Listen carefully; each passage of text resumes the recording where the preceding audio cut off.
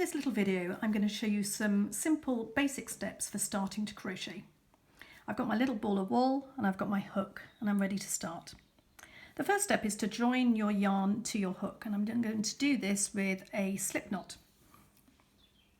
By just wrapping my two fingers with my yarn, I've got a little tail hanging down. I'm just going to create a cross, clamp that with my thumb, and then slip out my fingers, and from the back push through the yarn from the working ball and catch that loop.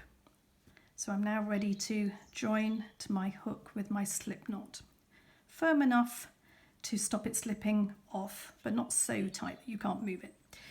So holding our hook, we always hold the hook in the right hand, and you can hold it in two ways, either with your hand over the top like a knife, or underneath with your thumb on that little flat bit of your hook, holding it like a pencil. This is the way I like to hold it, but it's really up to you to practice either way and decide which you find most comfortable.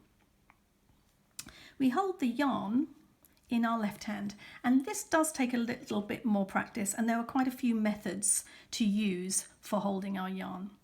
The reason why we need to practice different ways is to find a tension thread. I'm just going to show you what I mean by this thread. So I'm just making a quick chain here, and you can see as I crochet all the time I'm pulling my yarn from this thread here, which is called the tension thread.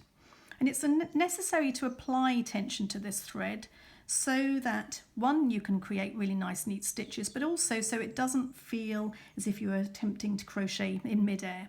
If I don't have a tension thread and I just place the yarn over the hook and pull through, you can see it's very floppy. In fact, I've split the yarn there, so that wasn't very good. And it doesn't feel as if we've got anything to pull against. So creating a good tension thread is really important right from the beginning. So I'm going back down to the beginning to my slip knot, and I want to show you a couple of methods of how to hold the yarn. So the first method is using the first finger, or the four-finger method.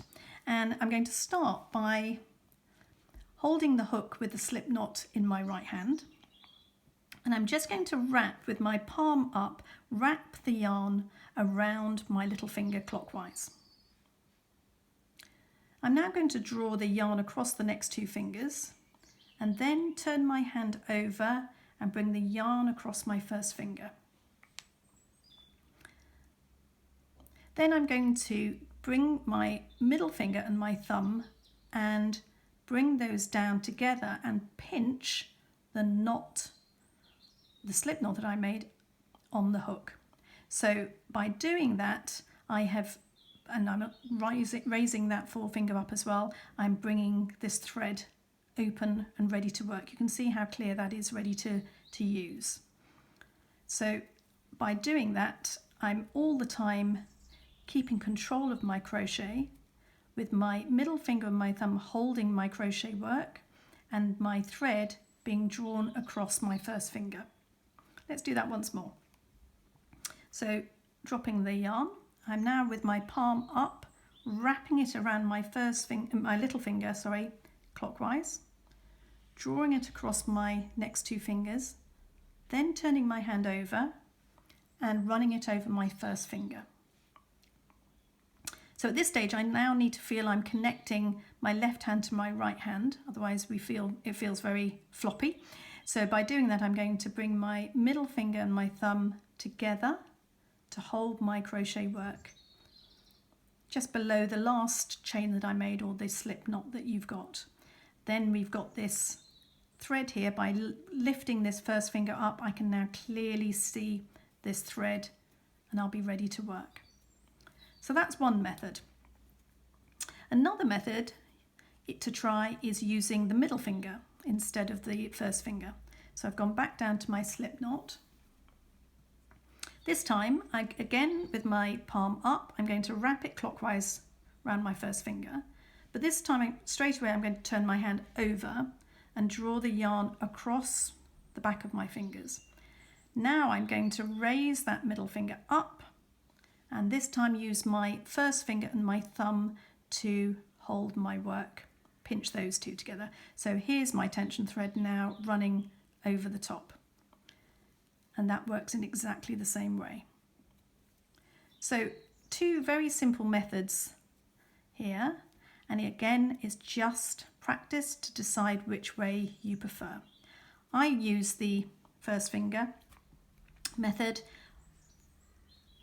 which I find very easy now, and where I always have this first finger up in the air to create that thread, and I hold on to my work with my middle finger and my thumb. So now we're ready to try working our first stitch. So with our hook, holding it slightly on its side, I'm going to take the hook anti-clockwise from left under the yarn to right, and you can see the yarn is now lying across my hook.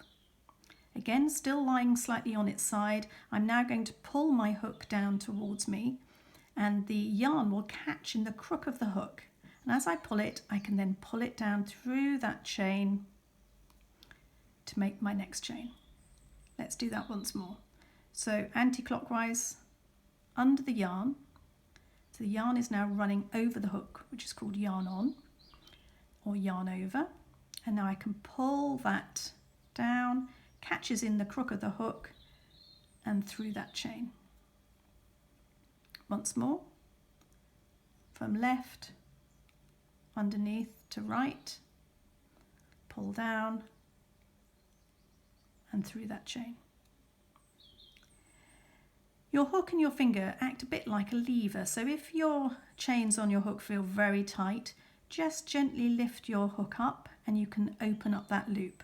In the same way, if they're much too loose, then bring up that first finger or your middle finger, depending on which method you use, to tighten that loop.